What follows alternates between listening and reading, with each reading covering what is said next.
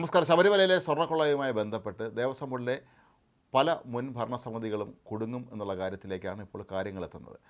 ഇപ്പോൾ സ്വർണ്ണക്കൊള്ള കേസിൽ അറസ്റ്റിലായിരിക്കുന്ന തന്ത്രി കണ്ഠരര് രാജിവരക്ക് ശബരിമലയിലെ വാജിവാഹനം കൈമാറിയതുമായി ബന്ധപ്പെട്ട് അദ്ദേഹത്തിന് അത് കൈവശം വയ്ക്കാനുള്ള അവകാശമുണ്ടായിരുന്നു എന്നാണ് നേരത്തെ ഇന്ന് കൈമാറിയ സമയത്തെ ദേവസ്വം ബോർഡിൽ അംഗമായ, അതായത് പ്രയാർ ഗോപാലകൃഷ്ണൻ ചെയർമാനായ ദേവസ്വം ബോർഡിൽ അംഗമായിരുന്ന അജയ് തറയിൽ കോൺഗ്രസ് നേതാവ് വെളിപ്പെടുത്തിയിരുന്നത്.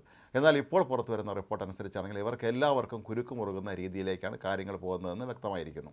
ശബരിമല എന്നല്ല, തിരുവിതാംകൂർ ദേവസ്വം ബോർഡിന് കീഴിലുള്ള ഒരു ക്ഷേത്രത്തിലെയും ഒരു വസ്തുക്കളും ആർക്കും ഇത്തരത്തിൽ കൈമാറാൻ പാടില്ല എന്നൊരു ഉത്തരവ് തിരുവിതാംകൂർ ദേവസ്വം ബോർഡ് 2012 തന്നെ പുറപ്പെടുവിച്ചിരുന്നു എന്നുള്ള വാർത്തയാണ് ഇപ്പോൾ പുറത്തു വരുന്നത്.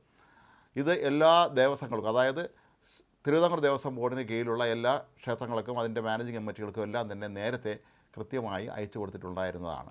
പിന്നെ എങ്ങനെയാണ് ശബരിമലയിലെ വാജിവാഹനം തന്ത്രി കൊണ്ടുപോയത് എന്നുള്ള ചോദ്യമാണ് ഇപ്പോൾ ഇവിടെ ഉയരുന്നത്.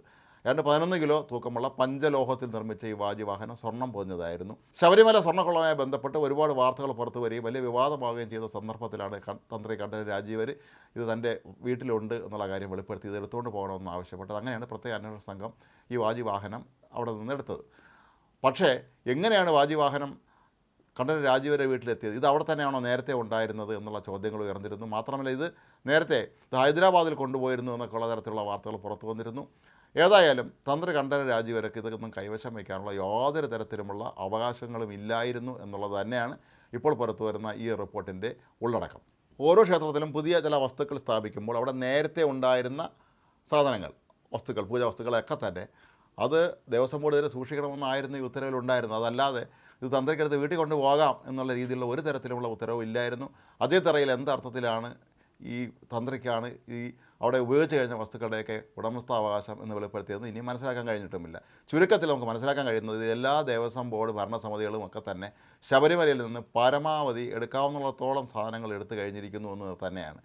ശരിക്കും അവിടെ ഉപയോഗിക്കുന്ന നിലവിലെ നമ്മൾ പൗരാണികമായ അല്ലെങ്കിൽ ആത്മീയമായ ബന്ധമുള്ള വസ്തുക്കളെന്ന് പറയുന്ന പലതും ഡ്യൂപ്ലിക്കേറ്റ് ആണോ എന്ന് സ്വാഭാവികമായി ഇപ്പോൾ സംശയിക്കുന്ന തരത്തിലേക്കാണ് കാര്യങ്ങൾ പോകുന്നത്. കാരണം ഇതെല്ലാം ഇവരെടുത്ത് വീട്ടിൽ കൊണ്ടുപോവുകയോ മറച്ചു വയ്ക്കുകയോ ചെയ്തിട്ടുണ്ട് എന്ന് ഏതാണ്ട് വ്യക്തമായ അവസ്ഥയിലേക്കാണ് കാര്യങ്ങൾ ഇപ്പോൾ ചെന്ന് നിൽക്കുന്നത്.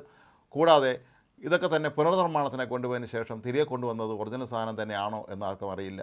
ഏതായാലും തിരുവിതാംകൂർ ദേവസ്വം ബോർഡുമായി ബന്ധപ്പെട്ട് ശബരിമല മാത്രമല്ല, വേറെ ഒരുപാട് ക്ഷേത്രങ്ങളിലെ ഇത്തരത്തിലുള്ള വളരെ നൂറ്റാണ്ടുകളുടെ പഴക്കമുള്ള ഒരുപാട് വസ്തുക്കൾ അവിടെ ഉണ്ടായിരുന്നു. പൂജാ വസ്തുക്കൾ, അതൊക്കെ തന്നെ വലിയ പുരാവസ്തുക്കൾ എന്നുള്ള നിലയിൽ കോടികൾ വില വരുന്നതാണ്.